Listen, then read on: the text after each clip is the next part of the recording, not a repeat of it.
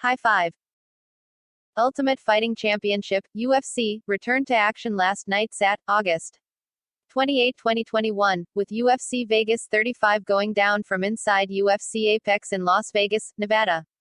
In the main event of the evening, Giga Chikadze scored a spectacular knockout win over longtime veteran Edson Barboza. See it again here. In the co-main event, Bryan Battle submitted Gilbert Urbina to win the latest season of The Ultimate Fighter Tough. Biggest winner, Giga Chikadze. Chikadze continued his winning ways by scoring his 9th straight victory after finishing Barboza in the third round of their 5-round headlining bout. He is now 7-0 inside the octagon, with his last 3 victories coming by way of knockout. With performances like that, Chikadze has quickly garnered the attention of the entire 145-pound division. The win will get him closer to a top 5 ranking, though it likely won't be enough to get the backup spot to Alexander Volkanovski versus Brian Ortega that he asked for post-fight.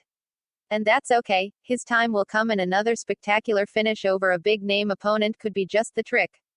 Runner-up Daniel Rodriguez. We can go with several options for the runner-up spot, including Bryan Battle for becoming the latest Ultimate Fighter, and Gerald Meerschaert for his come-from-behind submission win over Makhmud Muradov. See it, but I am going to give it to Rodriguez here after he defeated Kevin Lee via unanimous decision.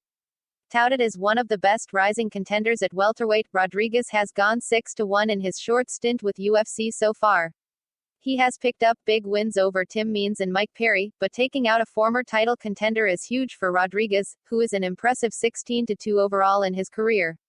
With his latest victory, D-Rod could have done enough to break into the top 15, which isn't easy to do in a stacked welterweight division.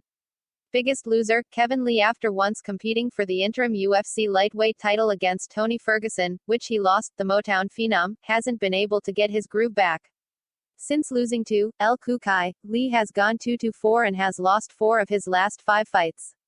After being out for 17 months, Lee didn't quite get the comeback he was hoping for after running into Rodriguez, and his next road to redemption will get that much tougher because he will go into his next fight on a 2-fight skid with the risk of losing his 3rd in a row.